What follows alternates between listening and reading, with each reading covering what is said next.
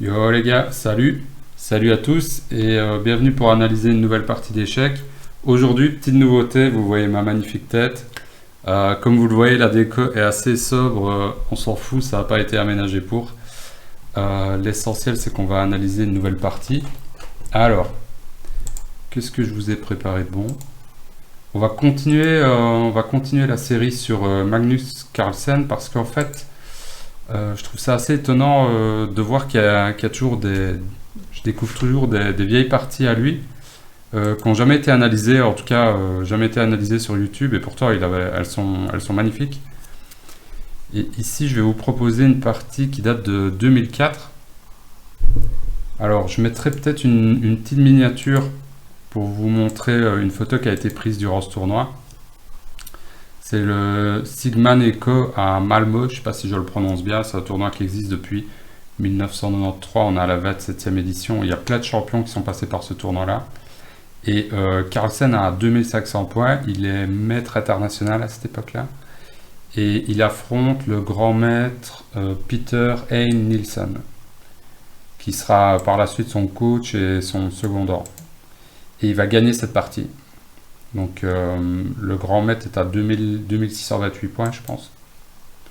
Alors je vais regarder un peu l'ouverture avec vous. Hop, hop, hop, voilà. Donc D4, D5, KC3. Donc là on entre dans une défense slave que Carlsen connaît assez bien. Il a joué des dizaines de parties avec ça. Et A4, fou F5. Donc jusque là c'est assez théorique. Et ici Carlsen va jouer un coup qui peut paraître surprenant quand on ne connaît pas la théorie. Bon, je pense que c'est quelque chose qu'il avait forcément dû préparer bien avant sa partie. C'est cavalier H4. Alors, ça a l'air bizarre parce qu'on joue deux fois le cavalier sitôt dans l'ouverture. Le pion C4, on ne fait pas grand chose pour le pion qui est en C4 pour le moment. En fait, l'idée c'est forcément de faire bouger le fou. Et après fou G4, l'idée c'est de jouer H3, de repousser le fou. Le fou va reculer. G4, donc là les blancs prennent une décision importante parce qu'ils explosent un peu leurs possibilités. En tout cas, ils déforcent leur aile roi ici. Fou G6. Et là, cavalier prend, pion prend. Donc les noirs ont la colonne H. Personnellement, c'est pas le genre d'ouverture avec les blancs dans lequel je suis super à l'aise parce que c'est difficile en fait de roquer à l'aile roi, et c'est difficile également de se dire qu'on va roquer à l'aile dame. Et vous allez voir un peu ce qui se passe. E3, donc ici juste pour développer le fou et aller récupérer le pion en C4. E6, fou prend, fou B4, fou D2, donc tout ça c'est toujours théorique. Ok, B7, et voilà l'idée de l'ouverture, c'est G5. Donc on chasse le cavalier en F6. Alors on se dit mais G5, ok, le pion en G5 va être faible après, mais en fait après cavalier bouge au centre, on pousse E4 qui va protéger, qui va directement protéger ici le pion par l'action du fou. Alors ici le cavalier ne peut pas vraiment reprendre en C3, parce qu'alors les blancs reprendraient du pion et on gagnerait un temps sur le fou. Avec un gros centre pour les blancs, peut-être F4 qui va suivre, F4, H4, énormément d'espace pour les blancs ici. Donc cavalier prend C3, pas vraiment une possibilité.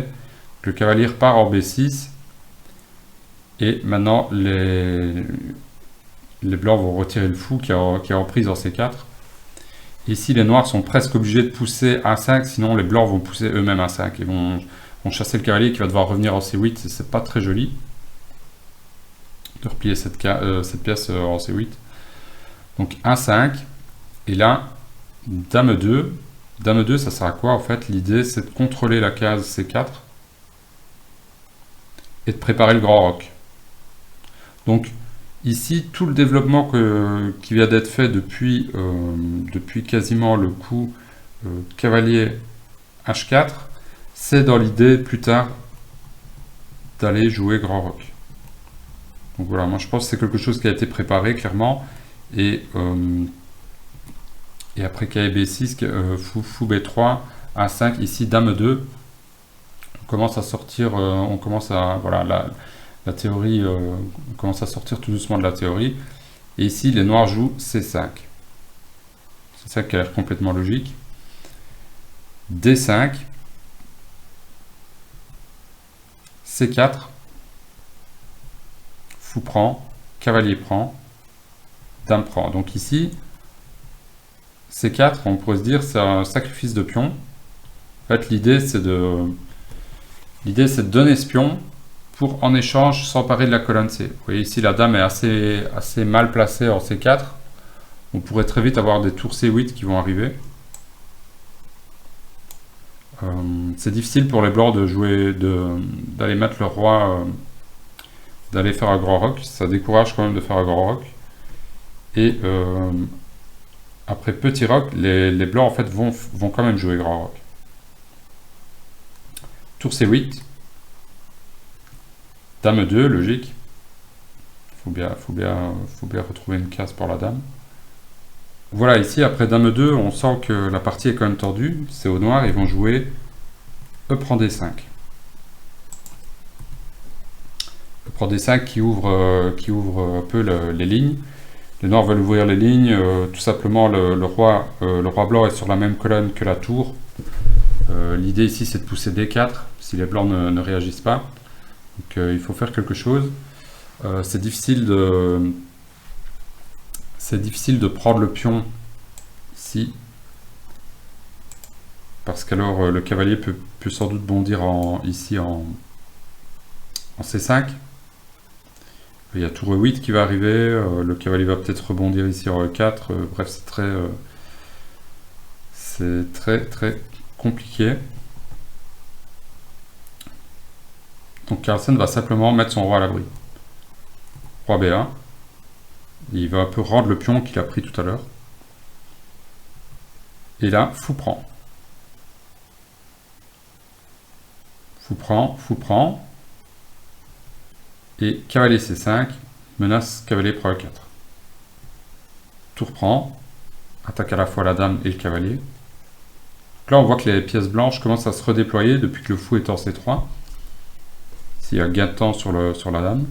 Dame E8, F3 pour protéger le centre. B6, dame E3 et cavalier prend. Carlsen donne un pion. Fou D4, fait pression sur B6, mais pas que. C'est surtout pour garder le fou sur la diagonale, parce que le fou est extrêmement puissant, il attaque le roi noir. Tour C4, les noirs commencent à amener des pièces, hein, ils vont sûrement jouer quelque chose comme dame C6 et tour FC8 derrière pour essayer de mettre un maximum de pièces, peut-être s'infiltrer en C2 ou pourquoi pas en C1, si c'est possible.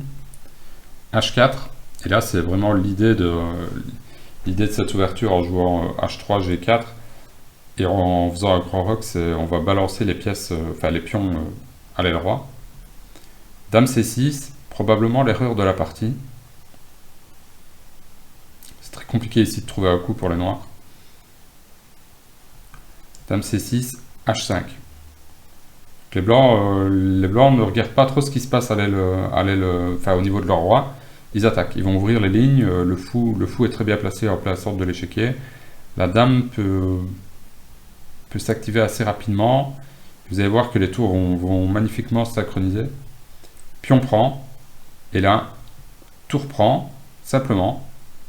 Donc les noirs n'ont même pas peur d'une infiltration au niveau du roi. Tour C8.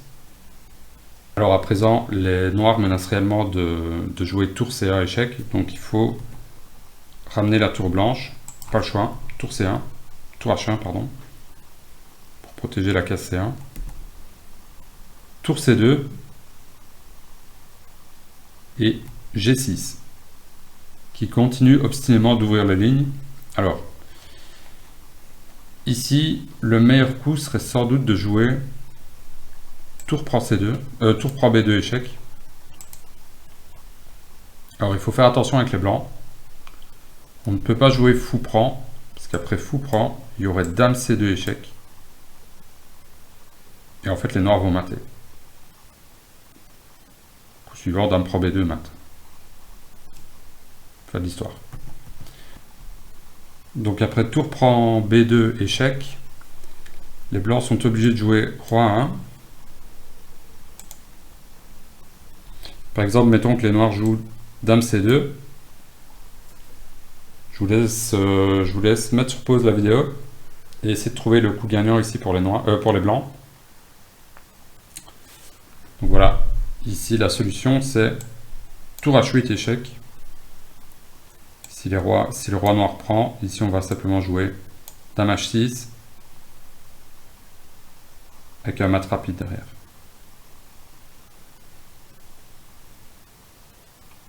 C'est d'ailleurs pareil si les noirs prennent ici du pion, on va simplement jouer tour échec. Et le meilleur coup ici c'est de jouer roi F7, parce que sur roi prend il y a de nouveau dame H6. Même si ici il y a un mat rapide également que je vous laisse trouver.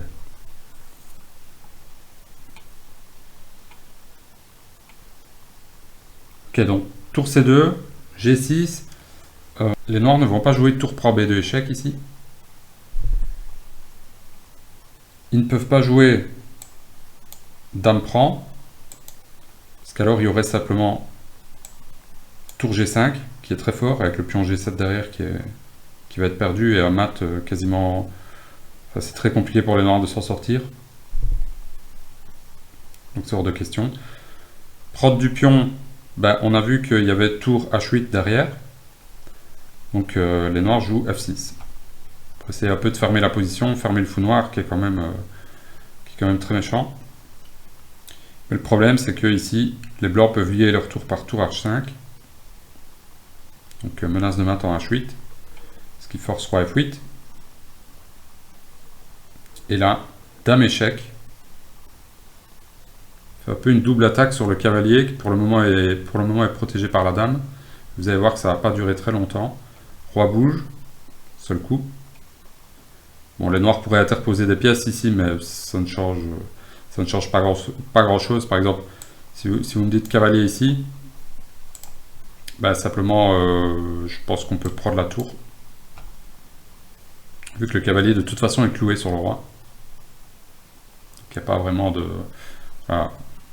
Vous avez perdu une tour sèche, autant abandonner.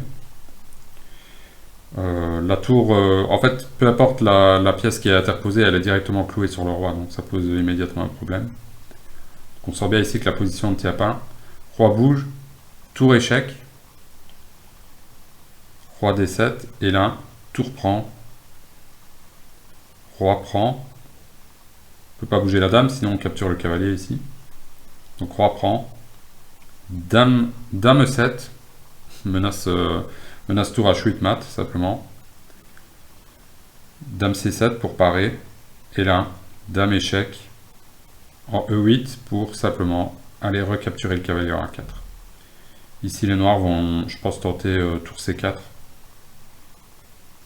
Mais après dame D1, le grand maître Nielsen décide d'abandonner.